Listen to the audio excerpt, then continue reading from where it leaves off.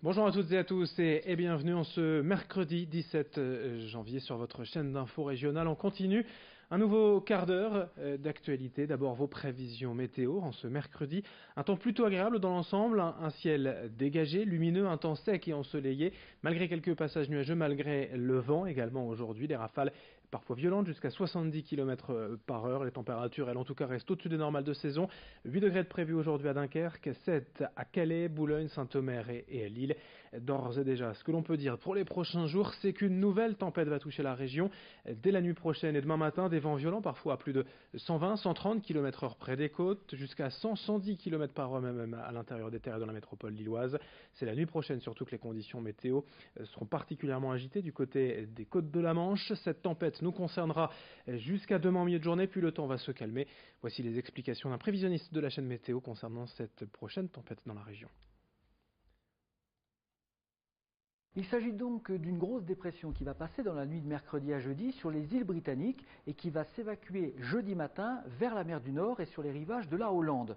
Donc du coup, en marge de cette grosse dépression, dans la nuit de mercredi à jeudi et jeudi matin, nos deux départements du nord de la France, le Nord et le Pas-de-Calais, seront véritablement en marge de cette tempête des îles britanniques. Il faut donc s'attendre à un nouveau renforcement des vents qui seront tempétueux sur le littoral, notamment en allant vers le Boulonnais, vers Dunkerque. On pourrait avoir des rafales à 120-130 km à l'heure.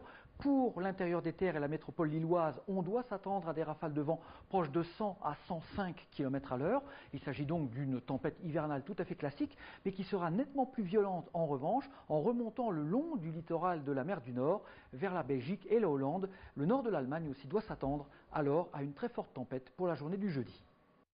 Les prévisions météo complètes, bien évidemment, à retrouver juste après ce journal. L'image aussi dans l'actualité régionale, c'est évidemment la visite d'Emmanuel Macron hier dans la région. Le président de la République, accompagné du ministre de l'Intérieur, Gérard Collomb, a d'abord passé la matinée hier à Croisy, près d'Arras, au centre d'accueil et d'examen des situations destinées aux migrants. Les deux hommes ont ainsi échangé avec plusieurs réfugiés et des représentants de l'Office français de l'immigration et de l'intégration quant à ce dispositif d'éloignement des migrants vers ces centres d'accueil. Emmanuel Macron et la délégation se sont ensuite rendus à Calais pour rencontrer les forces de l'ordre, les élus et plusieurs associations de soutien aux réfugiés. Je vous propose donc de l'écouter. Le président de la République hier à Calais, des propos recueillis par Louis Caillé. Calais n'est pas une porte d'entrée dérobée vers l'Angleterre.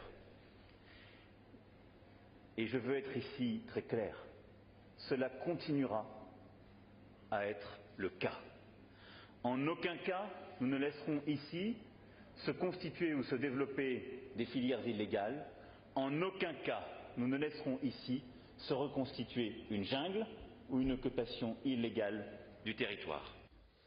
L'actualité dans la région cette semaine, c'est aussi le blocage des prisons et la détermination des surveillants qui s'est avérée en partie payante, puisqu'hier, la ministre de la Justice, Nicole Belloubet, s'est rendue à Vendin-le-Vieil où est partie cette mobilisation après l'agression de 4 surveillants la semaine dernière.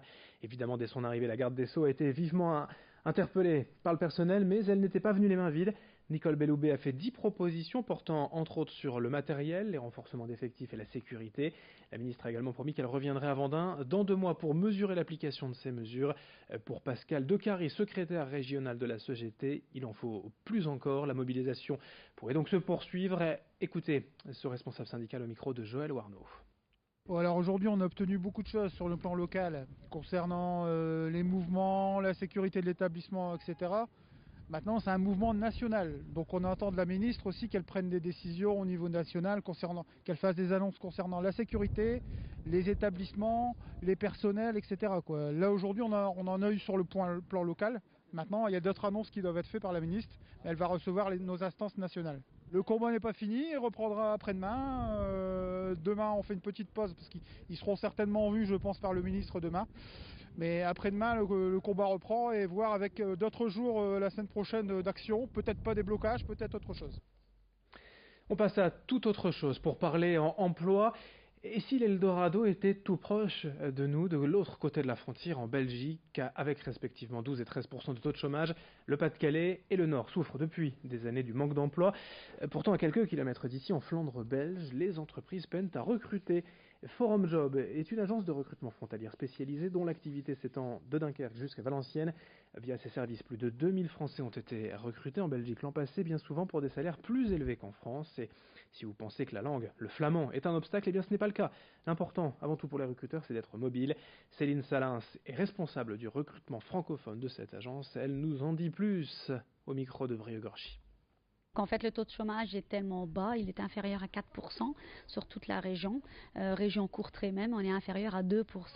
Donc on a vraiment plus assez de demandeurs d'emploi ici en Flandre, en tout cas ici sur la région. Et heureusement qu'on a les Français, heureusement qu'on a les Polonais, les Roumains, etc. Qui souhaitent aussi travailler dans notre région, car il y a beaucoup d'entreprises qui savent très bien s'il n'y avait pas ces personnes-là, les machines, en fait, la production ne fonctionnera pas.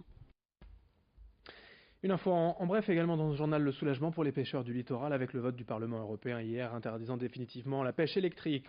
En phase d'expérimentation depuis 2006, le procédé très décrié notamment pour ses dommages causés aux fonds marins pourrait donc disparaître prochainement. La chaîne de boulangerie Paul et le groupe Bonduel, deux entreprises régionales, se sont engagées hier, selon l'association L214, à ne plus utiliser d'œufs de poule élevés en cage dans leur chaîne d'approvisionnement, et ce, d'ici 2025. Dans le reste de cette édition aussi, le recensement 2018 démarre demain pour près de 900 000 personnes. Depuis plusieurs années, vous le savez, on ne comptabilise plus la population d'un seul coup, mais par échantillon chaque année. Et pour cela, le recensement en ligne se développe fortement et est très utile. Les données collectées sont très importantes pour les institutions, notamment les communes, pour mieux cerner la population, adapter les dotations de l'État.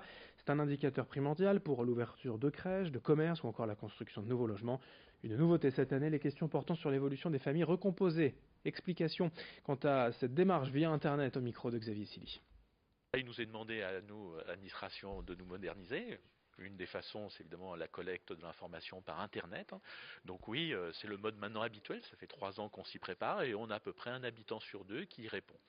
Donc c'est plus rapide, c'est plus sécurisé et on s'est aperçu que la qualité des réponses était meilleure au total.